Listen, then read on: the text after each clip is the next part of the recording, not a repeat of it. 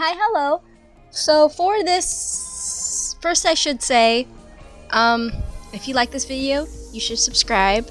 And if you're already subscribed, you should share and comment. I have my commissions open. If you like this full piece, message me. I can send you my website. My website's in the description. You can look at prices. Yeah, cool, dandy, yes. Okay, so for this, first and also happy Halloween.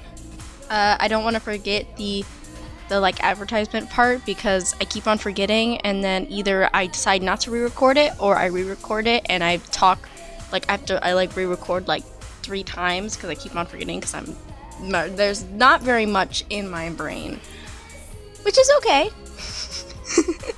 But it can be a problem when recording. But happy Halloween. And I said this in my drawing a Pride Witch video that in some parts of the world, October's Pride Month. It's also like Pride History Month. So I decided, well, I would draw some of the flags as witches, and the first one I got around to that I did like a full drawing of that I'm showing in this video is the Trans Pride Witch. So for my other renditions of drawing the pride flags as something, every time I do the trans flag, I do a trans femme person. So I decided for this drawing, for this character, I would make him trans masculine because spread the love, equality. I don't draw guys very much, so I tried not to make him look like a girl because whenever I don't draw a guy for a long time and then I finally draw a guy, they tend to look like they don't look like a guy. If that makes any amount of sense, they look more like a really skinny girl with short hair. And I was really trying hard not to do that. And I think I pretty much succeeded. And most of the time when I do that, it's mostly in the waist because I have a really hard time drawing like the straight up and down without. For me, it looks like weird in my art to do a straight like down, even though that's how it is. But that's a conversation for a different day. So for this character, I wanted the Pride Flag Witch to be like sort of playful, but I wanted like a playful, fun, sort of like silly character, and I wanted something to contrast that other character because I imagine that these two characters don't exist in voids. I bet they're definitely friends. So I needed something to bounce off of that, and I was like, oh, well, then the trans mask witch can be more like nerdy and studious, you know? So that's what I ended up doing. So he's reading a book, and to shield himself from the rain, instead of, because he forgot an umbrella, he's using a magic shield instead. I went around with the colors a lot because I didn't know if I wasn't sure how to implement the exact same colors and make everything balanced, but especially with the vibe I was trying to do. But I think I did a decent job. I also really like the pose I did. I think like the idea of like using a magic force field as an umbrella is really cool and interesting. And it's like, oh, I just went out foraging. Oh, it started raining. Whoop. Let me just protect myself automatically. Also, the Pride Witch, their name's Rain. I liked it, and I think multiple people commented. I have to look back, but there were some people who commented Rain. I like Rain. I'm going to be using Rain for them from now on. So I also wanted him, which if you have a name for him, suggest, for him to also be in contrast to Rain. Like outfit-wise, like I said, I wanted him to be a little bit more nerdy, and I also wanted him to be a little bit less modern, even though they're both modern. I wanted him to look like he walked straight out of like magic school or something, and is just like here to find some rare mushroom or some rare plants that he needs for a potion and to go back.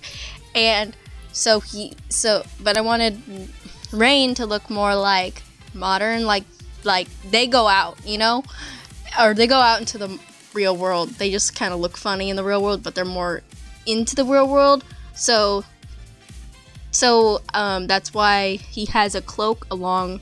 I also kind of wanted him to give off like Howl's Moving Castle vibes, if you know what I'm like, with the puffy shirt and the well, it's not a jacket, but you know, a flowy thing attached to him.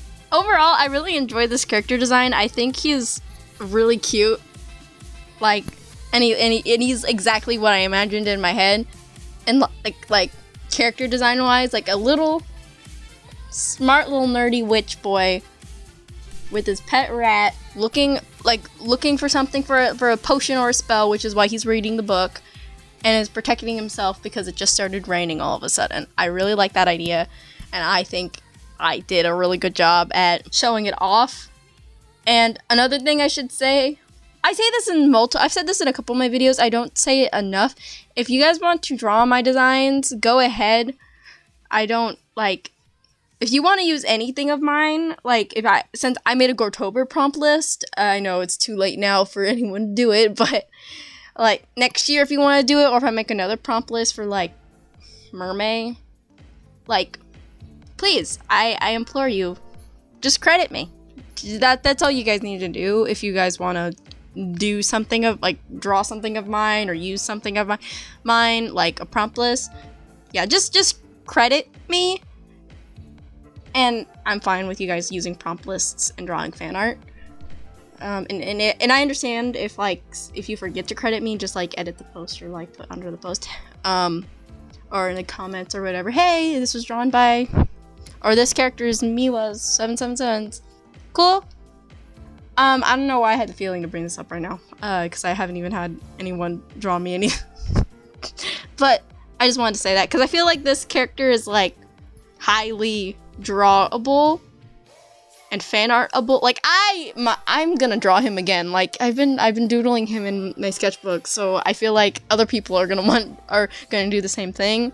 I just wanted to get that out there, along with just a pro tip here. If you want to shade white, use like a blue or a purpley blue, and it'll look like shadows.